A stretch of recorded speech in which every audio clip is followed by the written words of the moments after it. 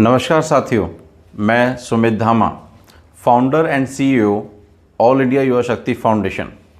साथियों, आज की वीडियो बहुत ही ज़बरदस्त, बहुत ही इफ़ेक्टिव, बहुत ही बेहतरीन होने वाली है, तो कृपया करके वीडियो के अंत तक हमारे साथ में बने रहें।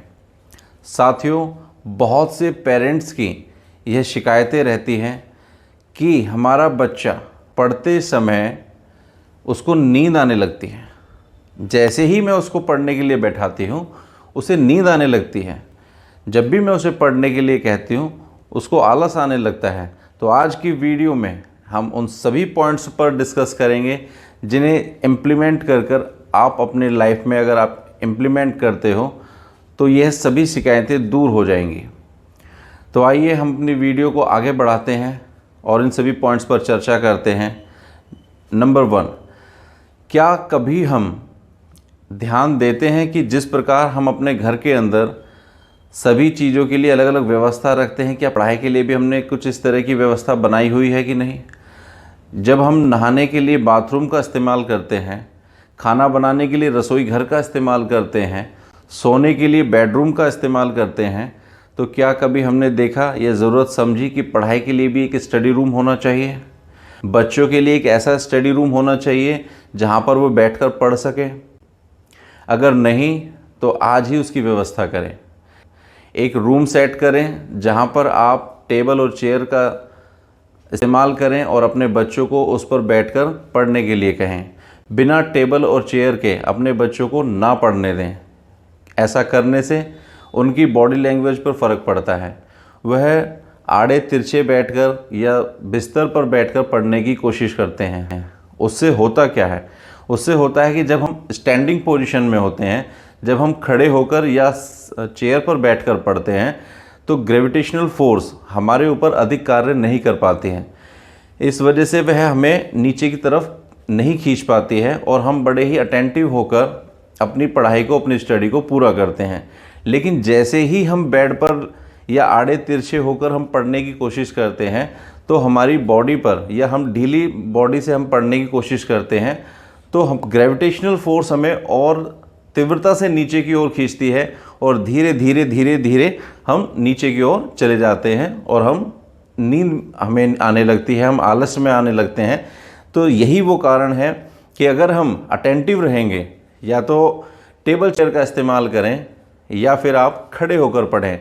जब भी आपको अगर टेबल चेयर पर भी नींद आती है तो बच्चे को स्टैंडिंग कर दें, स्टैंडिंग पोजीशन में कर दें और उसे खड़ा होकर पढ़ने के लिए कहें। ऐसा करने से आप देखेंगे कि उस बच्चे की नींद गायब हो जाती है।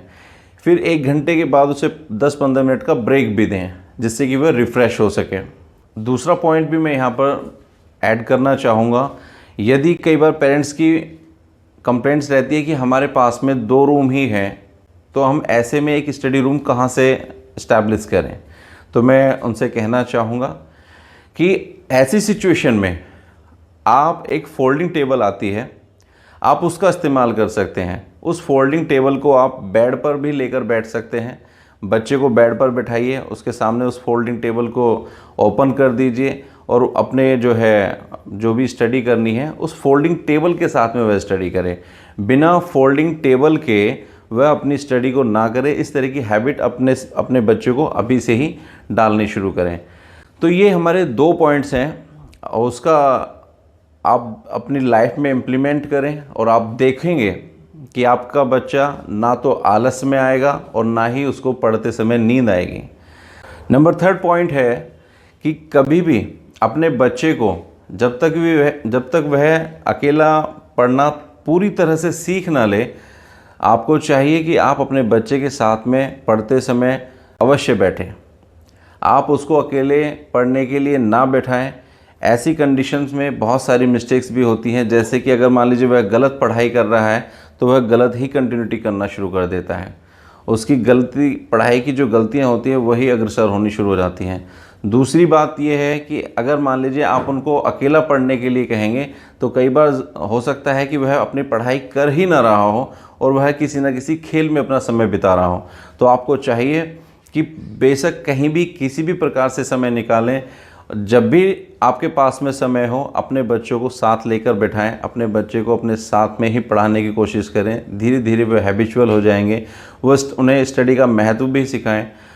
जब वो अपनी स्टडी का महत्व सीख जाएंगे कि हमें स्टडी करने से क्या बेनिफिट्स हैं, हमें अपने एजुकेशन को अगर कंप्लीट करते हैं तो उसके बेनिफिट्स क्या हैं, उसके बारे में भी आपको बताना चाहिए। जब वह क्यों पर जाएंगे और उस क्यों पर काम करेंगे कि हमें एजुकेशन लेनी क्यों चाहिए, जिस दिन वह उन सभी चीज़ों के बेनिफिट्स को समझ लेंगे तो वह कहीं ना कहीं उसको बहुत अच्छे तरीके से अपनी स्टडी को कंप्लीट करना शुरू करेंगे।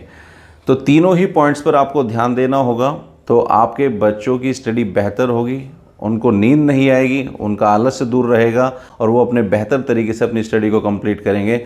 आपको हमारी वीडियो कैसी लगी ये हमें कमेंट बॉक्स में अवश्य बताएं। आपका बार बार हमारे चैनल पर आकर हमारी वीडियो को प्रेम पूर्वक देखने के लिए हृदय की गहराइयों से बहुत बहुत धन्यवाद। इसी तरह से अगर आपको हमारी वीडियो अच्छी लगी हो तो कृपया करके उसे लाइक और शेयर अवश्य करें। हमारे चैनल को सब्सक्राइब करें जिससे कि अगली वीडियो आप तक सबसे पहले पहुंच सकें। बहुत बहुत धन्यवाद।